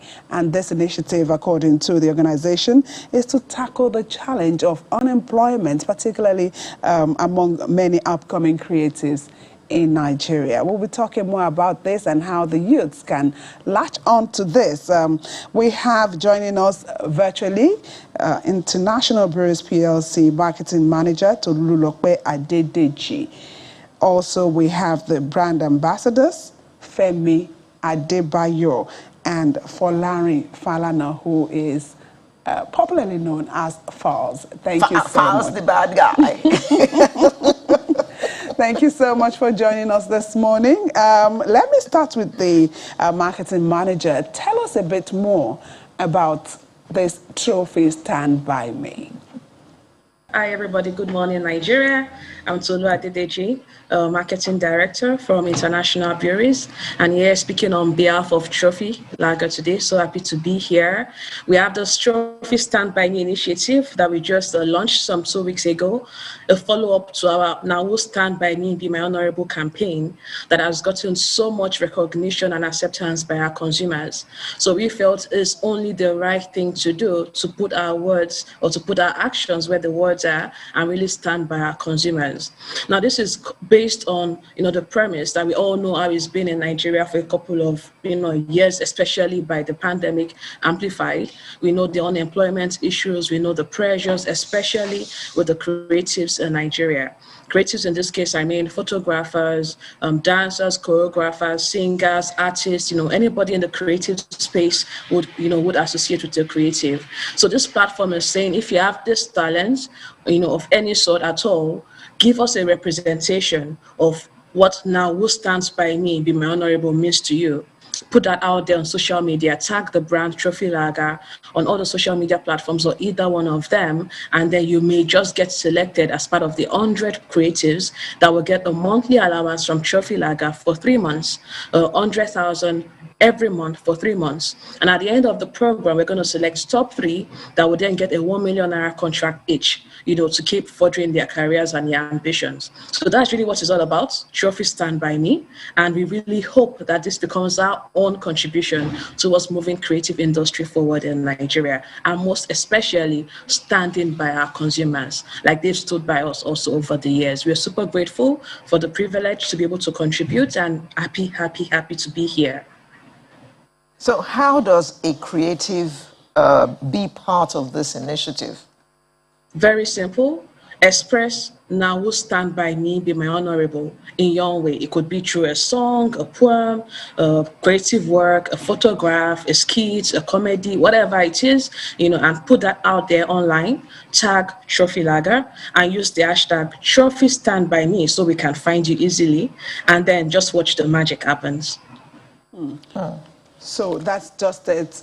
Take your picture or do a skit or a video and put online. Yes, and represent Now Who Stand By Me Be My Honorable and feature the brand. So what would you be looking out for in some of these videos or skit or whatever it is that the creative is submitting? What would you be looking out for so that they know that this is what can qualify you? Oh, so first and foremost is a representation of the idea, the creativity by which you put this idea forward, and just being authentic. Trophy as a brand is a brand that is very authentic, that is very deep rooted, in culture, in our society. So be authentic, be creative, express the idea, feature the brand in any way, shape, or form, and that's all. It's not difficult at all. Just be you and express the idea. Is it particular to a language, or any language will do? Nothing like that. Honorables, all honorables are welcome. Any language, any tribe. So far you're Nigerian, you're living in Nigeria, you're welcome. That's all. Creative submits an entry in Ijaw, for instance. So it will be your task to get an Ijaw speaking person to interpret it for you, right?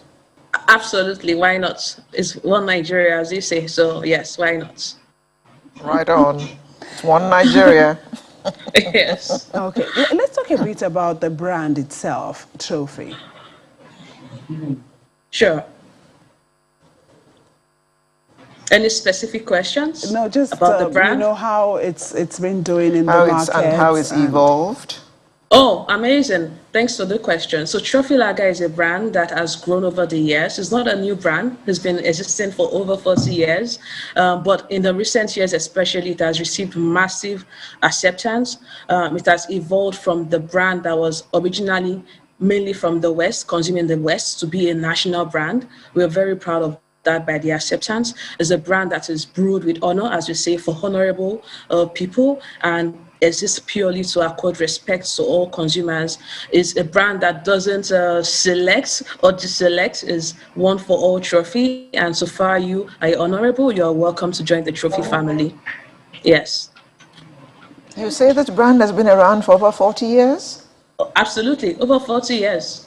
Well, over 40 years. Now, what did you do? Because people see a lot more, you have more visibility now than ever before. So Yes. What did you do that engendered that visibility and acceptance? A couple of things. So first one is what the brand stands for, what the brand represents. And even you will see by the caliber of the brand influencers and representation you're seeing today, people like Fowles, people like Femi, people that work on the brand, people that pride themselves in honor.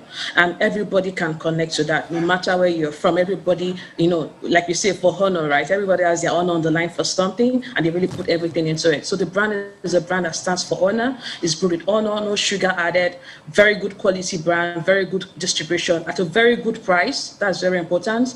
We're very considerate to our consumers, and that has made up very loved across board. And of course, kind of initiatives we've been doing over the years. This is just one of many. Last year we had, the Trophy, you can, different initiatives, both in below the line, as we say, in marketing, which is grassroots level, above the line when it comes to media. We have platforms like Trophy Tungba that has been running, recently just ended, where we really put touchlight on Tungba music, which is traditional Yoruba music that aired a lot on African Magic, local terrestrial channels. So it's just about being there for the consumers where they really are and doing things that really matter to consumers. Recently, we celebrated being #1, and we've had this big spectacle of Trophy bottles across different parts of the country. But it's never about us, it's about our consumers, and consumers made us #1, and therefore we are always focused on giving back to our consumers and making them #1 for us also. So if you were to summarize, it's a brand that stands for honor, a brand that connects with people, very considerate by doing things that care, and show that the consumers are really #1 for us, and just been available and considerable with our pricing with our consumers. So I think those are a couple of things that have made the brand quite successful in recent years, especially. Okay, let me see if Femi Adebayo is standing by us this morning. Are you there, Femi? We are standing by you, Femi. Are you there? Yes, I'm here. Good morning. Okay, good to see you. Oh, good to that's see Jelili. you. Yes, that's Thank you very Jelili. much. We don't want him to Jelili us this morning. So let me ask you, Femi, how I'm sure you won't want to be generalized this morning. No, I don't want to. I don't want to. Generalized. So please tell us how you're encouraging, upcoming artists or, creative minds to latch onto this Trophy Stand By Me initiative. Well, first and foremost, we want to use this opportunity once again to say thank you to Trophy trophy brand because bringing such opportunity to the creative world, as far as I'm concerned, is the best that can happen to the creative minds, especially the young ones. The majority of the young ones in the country presently believe so much in entertainment, but most of them don't have the platform, to showcase what they have. So Trophy Stand by Me is obviously a platform, for the upcoming ones in all aspects of creativity, to showcase what they have. So in that way, I know that they will take advantage of this opportunity to come on board. And, for them, that's the biggest thing that can happen to any upcoming. People giving them opportunity to showcase what they have, give them a platform. And that's what Trophy Stand By Me is all about. Are you using your social media handles to get them on board, to talk about it? Say that again? Are you using your social media handles? Because I know you have a lot of followers. Yes, I use my social media handle to, keep up the campaign, and to let them know the opportunities awaiting them. And personally, I've been able to chat with very few of them, to let them know how it will work for them. If you have to give them what I can term expo, what would you tell these creatives to do so that, they can be among those that would be counted?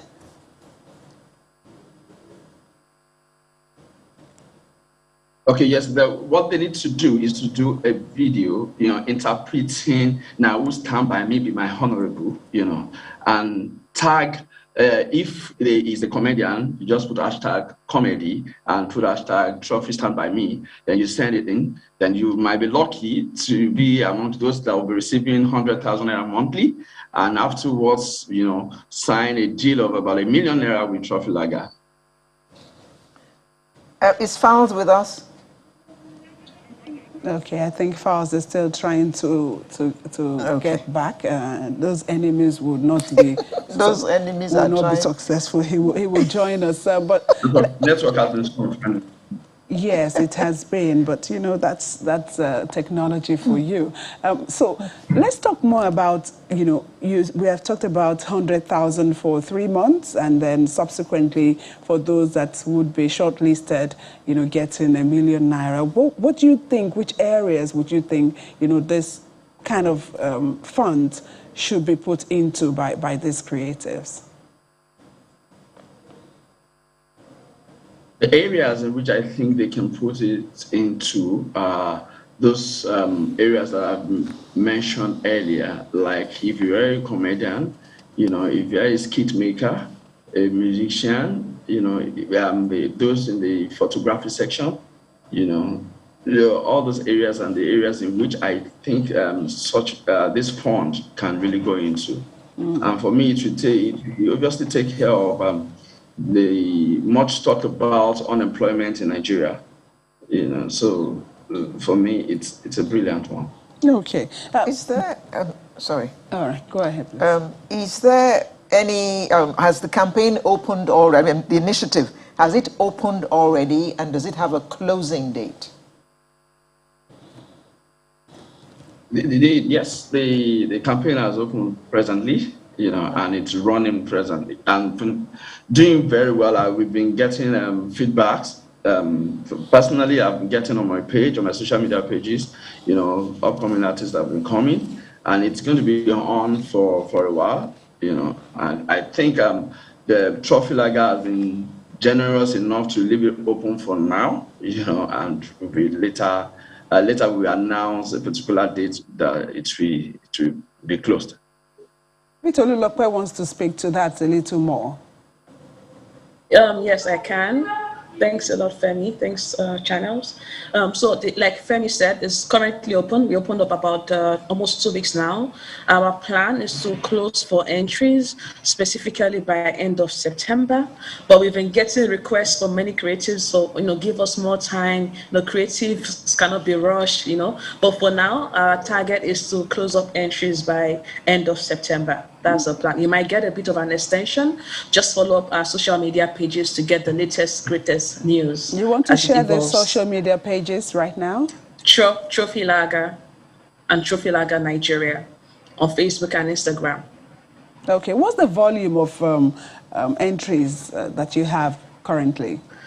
So far, I'll say maybe about hundreds. It's still early stages. We are open for thousands, because we know there's a lot of creativity out there in Nigeria. You can just look at what is going on right now. Some of our industry icons making waves globally. You could just be the next person be selling out O2 Arena in London very soon. So give yourself that opportunity by coming on board. Okay. Not to forget the mentorship they are going to get from the likes of Fowles, the likes of Femi, beyond just the money, there's the mentorship, there's that platform, there's the opportunity, there's the brand association. So yes, that's a lot. Okay.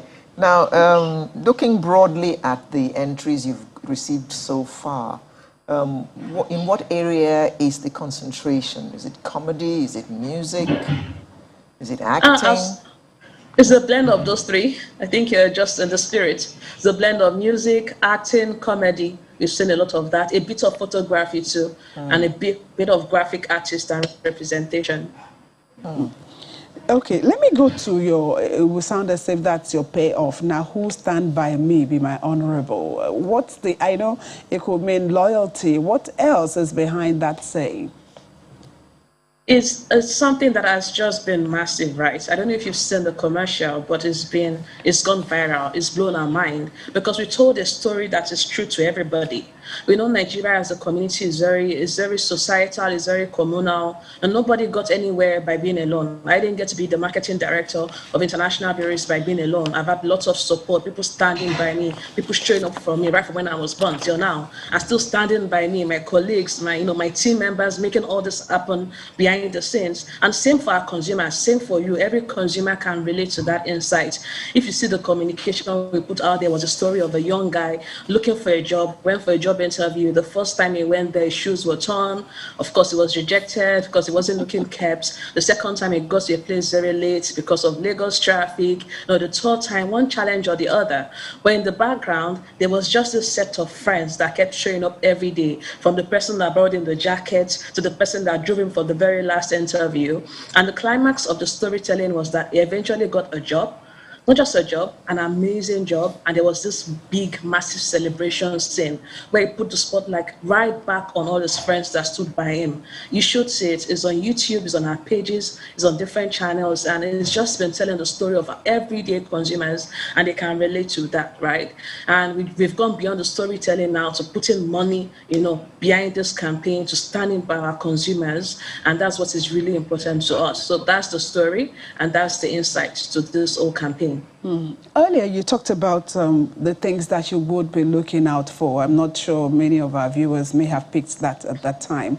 You want to tell us more about those things so that those that are putting in these entries, they have a better chance of being shortlisted? Sure, I'd love to. I think the first thing for me is to depict the idea. The idea is now, who stand by me, be my honorable. So depict that idea in any way you think fits, because that's the first brief, right? The second will be the creative. Creativity has no boundaries, so feel free to explore your creativity. Don't feel shy. Don't second guess yourself. Don't doubt. Whatever you think is the right interpretation, that's exactly what it is. And the last thing for me will be authentic. Trophy is a brand that is very authentic, very true to itself. Like I always crack the joke, you can't be more Michael Jackson than Michael Jackson. You can't be more Femi Adebayo than Femi Adebayo. You can't be more Fowles than Fowles the bad guy. So just be yourself and do you, and that will just be enough. Just be yourself, and that creativity and that originality can make you be one of those that will be shortlisted. Femi, let's quickly come back to you. So your journey with this brand. Trophy. Tell us about it. I know you mentioned a bit about it earlier, and how you are able to influence others around you in terms of creativity.